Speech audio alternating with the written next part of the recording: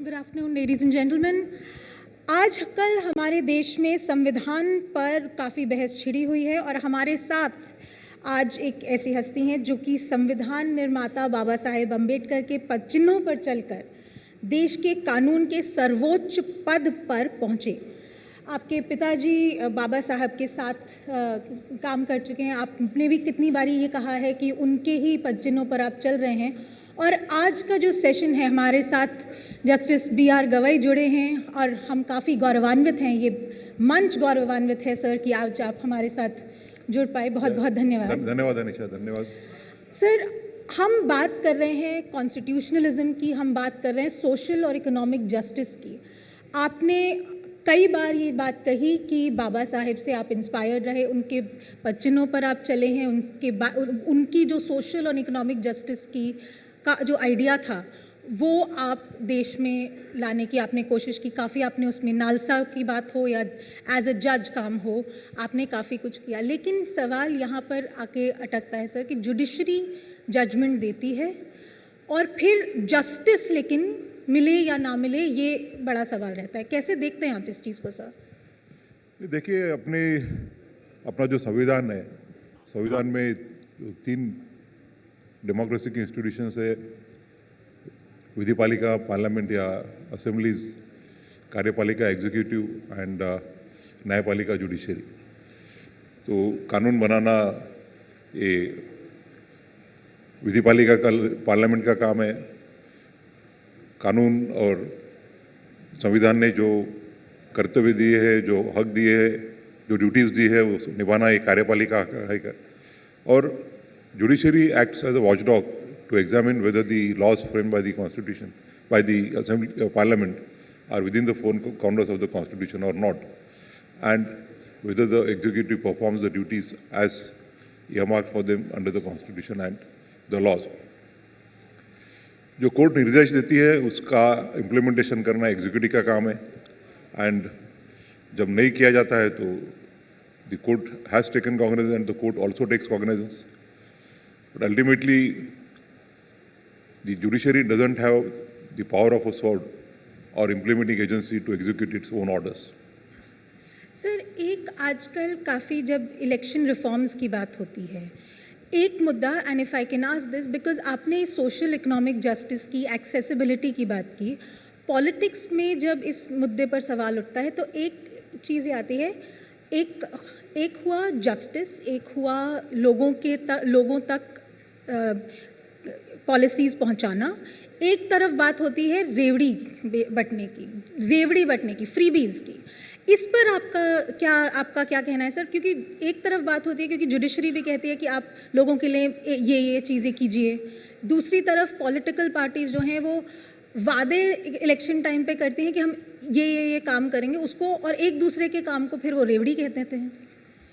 देखिए, सोशल और economic justice, सामाजिक और आर्थिक न्याय और सामाजिक और आर्थिक समानता is imbibed in our constitution itself. और डॉक्टर बाबा साहब अम्बेडकर भी मानते थे कि इस देश में सिर्फ पॉलिटिकल डेमोक्रेसी अगर रहेगी तो बात नहीं बनेगी। Unless the political democracy along with it has social and economic democracy, the true democracy will not come. तो जो लोग डिसएडवांटेज है, जो पिछड़े हैं, उनको आगे देने के लिए स्पेशल प्रोविजंस करना, तो उसके बारे में तो there can't be any dispute that such provisions the executive and the parliament must also do. जैसे कि कल ही मैंने एक बात कही कि महाराष्ट्र में काफ़ी बड़ा सूखा आया था एंड उस समय आज जो एम्प्लॉयमेंट गारंटी स्कीम्स है, तो Maharashtra was the first state to implement the employment guarantee scheme during that drought, so as to provide the work to the people. और उनसे काम करके काफ़ी जो पब्लिक इंटरेस्ट के प्रोजेक्ट थे वो किए गए, जो रोड्स थ्रू द विलेजेस, फिर lakes, percolation lakes and all that. तो this sort of schemes are always welcome. पर जो फ्रीबीज है कि किसको कुछ किए बिना उनके खातों में अमाउंट पहुंचाना, या तो उनको उससे तो फिर उनके कुछ काम करने की इच्छा ही नहीं रहेगी। और ये जो ऐसा जो कल्चर है, वो जो कुछ अगर एग्जीक्यूटिव करना चाहती है तो it should be coupled with productivity so that आप लोगों को आगे आने के लिए कुछ तो देना है, पर उसके साथ में उनसे कुछ काम भी निभाना चाहिए। तो सर जो ये डिबेट चलती है और ये डिबेट सुप्रीम कोर्ट तक भी आई थी कि फ्रीबीज़ को लेकर, एक काफ़ी रिपोर्ट भी हुआ था, एक कमेंट जिसमें सुप्रीम कोर्ट से एक टिप्पणी आई थी कि देखिए आपके पास एक स्कीम को पैसा देने के लिए पैसा है, लेकिन जो सरकारी स्कीमें हैं उनको करने के लिए या जो कोर्ट कह रही है वो करने के लिए पैसा नहीं है। तो जब इस तरह की खींचतान होती है, उसको आप कैसे देखते हैं कि जुडिशरी क्या करे, सरकार क्या कर रही है, खास तौर से क्योंकि ये पॉलिटिकल मुद्दे बन जाते हैं? देखिए, मेरा पर्सनल व्यू क्या है तो मैंने बता ही दिया है, but I think there is a petition pending with the issue कि वेदर आपका पर्सनल व्यू ही जानना चाहते हैं। हाँ, तो पर्सनली तो मैंने आपको अभी बताया है कि यानी सोशल और इकोनॉमिक जस्टिस के लिए special measures so has to bring forward the people who are lagging behind is always welcome, but then it should be coupled with productivity. लोगों को कुछ किए बिना जी देने की जो आदत है उनसे तो आगे कुछ आगे बढ़ने के लिए कुछ there won't be no incentive for them. Ji sir, मैं अगले मुद्दे पर आती हूँ। इलेक्टोरल रिफॉर्म्स पर काफ़ी चर्चा हो रही है, पार्लियामेंट हो, जुडिशरी हो, सड़क हो, मीडिया हो। अब ये सवाल उठता है कि इलेक्शन कमीशन की अपॉइंटमेंट कैसे होती है, वो मुद्दा भी सुप्रीम कोर्ट में आता है। चीफ जस्टिस का या सुप्रीम कोर्ट के जज का क्या रोल होना चाहिए इसमें, इस पर भी काफ़ी चर्चा हुई है। उस पर आप कैसे देखते हैं इस चीज़ को? ये अभी आपको पता है कि पहले सुप्रीम कोर्ट का जजमेंट आया था, उसके बाद में कॉन्स्टिट्यूशन अमेंड की गई और प्रोविजन की गई how the appointment of the election commission, chief election commission should be made, and that is also challenge before the supreme court. तो जो मामला कोर्ट के सामने है, यानी पेंडिंग मामला है, तो उसके बारे में मैंने कुछ कहना गलत होगा। जी, तो सर आपकी एक जजमेंट पर आते हैं। बुलडोज़र जस्टिस का जो मामला था, वो आपने भी कहा है कि वो आपके हिसाब से भी एक बहुत बहुत ज़रूरी आपका फैसला था। इम्प्लीमेंटेशन उसकी हमने देखी है कैसे होता है। कितने ही राज्य हैं जहां बुलडोज़र चल रहे हैं। अभी अखिलेश यादव जी ने भी उस पर टिप्पणी की। कैसे देख रहे हैं आप ये बुलडोज़र के मामले को और जस्टिस के मामले को, जब लोगों के घर तोड़ दिए जाते हैं बिना किसी ड्यू प्रोसेस के? देखिए, हमने तो पूरा उसमें डिटेल जजमेंट दिया है। We also given direction thereby बाय प्रिस्क्राइबिंग प्रोसीजर कि अगर किसी का फिर वो यानी he may be an accused और he may be even an convict, अगर किसी का घर गिराता है तो सिर्फ वो यानी it is not a punishment only to that person, पूरी फैमिली के अफेक्ट हो जाती है, उसकी बीवी, उनके बच्चे वगैरह। वो तो आपके जजमेंट में है। I am asking to your वो पर्सनल जजमेंट में हमने now that you are not on the bench, I am so sorry for interrupting. So we have detail given the detail procedure as to what is to be prescribe. हमने उसमें ये भी लिखा है कि इस निर्देशों का अगर पालन नहीं होता है तो it will amount to contempt of court, और जो शासन के अधिकारी है they will be liable to be prosecuted for contempt of court. जो घर गिराए गए उनको फिर से तोड़ा जाएगा, और वो जो ऑफिसर्स की गलती है उनसे उसका पैसा वसूल किया जाएगा। और उसमें हमने इसके लिए बोला था कि ऑल इंडिया लेवल पे सुप्रीम कोर्ट ये मॉनिटर नहीं कर सकता है। Therefore we had given the liberty to the citizens to approach the high courts and the high courts to take particular steps. तो अभी I have seen from my own city Nagpur में एक बार ऐसा हुआ था, तो वहाँ के जो डिवीजन बेंच के जजेस थे उन्होंने इमीडिएटली एक्शन ली and restorative measures were taken, action against officers were taken. So we do expect the high courts to be alive to the situation and All right, sir. When we talk about this issue, the implementation and जिसके बारे में आपने कहा है कि high courts को भी आपने कहा है, एग्जीक्यूटिव का भी आपने कहा है, इन योर ओपिनियन, बिकॉज ये सबसे बड़ा सवाल सुप्रीम कोर्ट के ऊपर उठ जाता है जनता की तरफ से कि आप ऑर्डर देते हैं, ऑर्डर का पालन नहीं होता। जस्टिस मांगने कोई जाता है, वो फिर इंतज़ार करता रह जाता है। What is your take on this? नहीं, ऑर्डर हम देते हैं, और ऑर्डर्स का अगर समझो जब कभी भी कंटेम्प्ट होता है हमारे सामने, अगर वो लाया जाता है तो we always take action. But अभी कुछ समय के पहले मैंने बोला कि हमारे पास मशीनरी नहीं है कि to implement, to ensure that all our orders are executed. Ultimately what we can do is hold somebody guilty for a contempt. Sir, if I may ask a slightly more controversial question now, judiciary के ऊपर जो आक्षेप लग रहे हैं, आप you've dealt with one particular set of allegations जिनके ऊपर अब impeachment proceeding चल रहे हैं। अभी हाल ही में तमिलनाडु के एक जज के खिलाफ काफ़ी सारे एमपीज़ ने एक मोशन दी है। आप इस चीज़ को कैसे देखते हैं, जो जजेस के अगेंस्ट एलिगेशंस उठ के आती हैं फिर उनके ऊपर प्रोसेस होता है, और ख़ासतौर से अभी ये जो सबसे लेटेस्ट मुद्दा है? उस बारे में मैं कुछ बोलना नहीं चाहूँगा क्योंकि might be the matter might come before the parliament, the matter might also come on the judicial side, so it is not better to comment on that. Of course, sir. But as the head of the judiciary and now as the former head of the judiciary, आप जब इस तरह की controversy होती है तो जजेस, क्योंकि because judiciary essentially regulates itself more or less, क्या करना चाहिए, कहाँ पर मुद्दे उठ रहे हैं? Why is it that there is such a bad impression going to the public?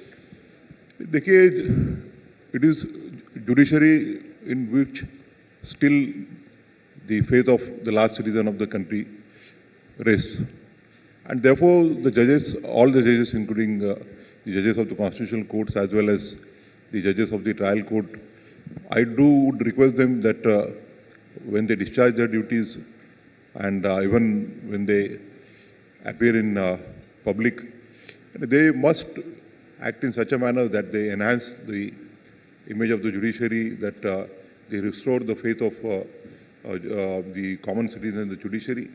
और जो कुछ भी वो करते हैं, जो कुछ भी बोलते हैं, तो वो ये ध्यान में देख के करना चाहिए उन्होंने कि इस देश के संविधान के वो गार्डियन है।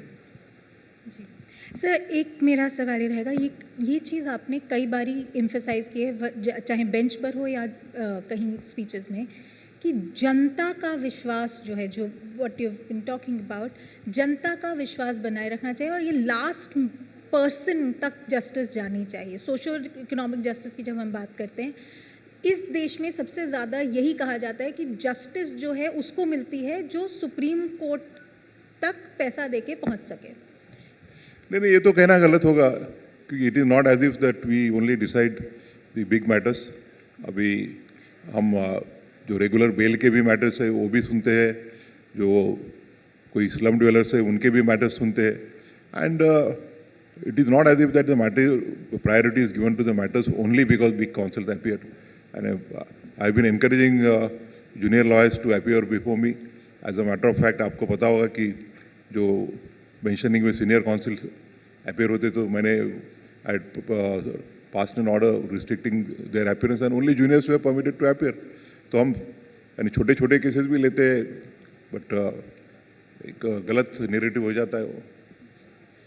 सर, ये जिस तरह से हम बात कर रहे हैं कि लोगों की तरफ इम्प्रेशन जाता है, जब इतने सवाल उठते हैं, सोशल मीडिया पर कुछ टिप्पणियाँ उठ रही हैं, कहीं मीडिया में कुछ सवाल उठ रहे हैं, उसको आप कैसे हैंडल करते हैं? पहले while you were on the bench और अब भी, क्योंकि सवाल तो लगातार सोशल मीडिया में, पब्लिक में उठते चले जाते हैं। आपको उस दिन में मैंने कहा था कि मैं सोशल मीडिया तो देखता ही नहीं हूँ, और आई ऑलवेज फील दैट जजेस should not decide the matters having in their mind कि whether the people would like the judgment or not. Judges को अपने जो decision देने हैं, they are always to be based on the facts and the law applicable to them. So social media should, and normally I don't think it affects the decision making process of judges. और अभी नहीं देख रहा हूँ। अभी भी नहीं देख रहा जी।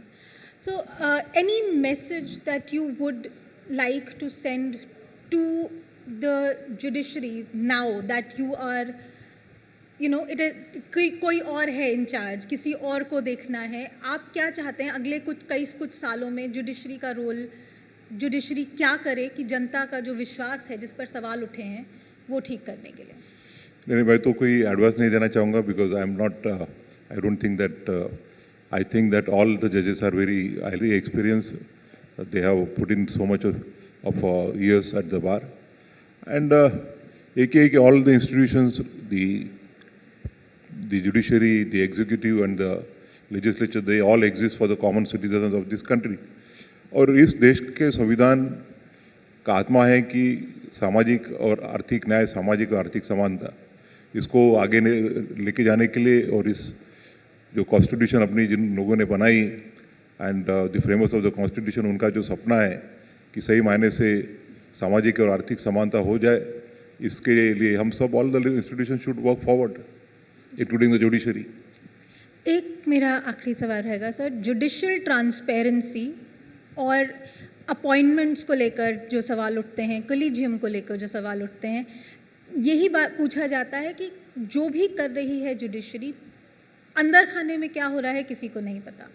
ट्रांसपेरेंसी काफ़ी हद तक आई भी है अब, क्योंकि आप लोगों ने प्रोसीजर जो है वो सुप्रीम कोर्ट की वेबसाइट पे डाला, आप लोगों ने इंटरव्यू शुरू करे, और क्या किया जा सकता है कि ट्रांसपेरेंसी को लेकर जो सवाल उठते हैं उनका जवाब दिया जा सके। नहीं, मैंने तो आपको इसके पहले भी आपने जब सवाल किया तब बताया कि जितनी ट्रांसपेरेंसी जरूरी है उतनी तो हम कर ही रहे हैं। यानी हमारे पहले जो chief justice of India Khanna साहब थे, उनके पीरियड से हमने कैंडिडेट्स को के साथ इंटरेक्शन भी करना चालू किया है, so that we can have the first hand impression about their eligibility to be appointed, and we engage in to wide spectrum of consultations. हम एग्जीक्यूटिव के भी व्यूज़ लेते हैं, एग्जीक्यूटिव से जो IB से इनपुट्स आते हैं, जो लॉ एंड जस्टिस से डिपार्टमेंट से इनपुट्स आते हैं, चीफ मिनिस्टर से आते हैं, गवर्नर से आते हैं, उनको सबको कंसिडर करने के बाद में, और उसके अलावा हमारे जो कंसल्टिंग जजेस रहते हैं, जजेस हाई कोर्ट से जजेस बनने वाले हैं,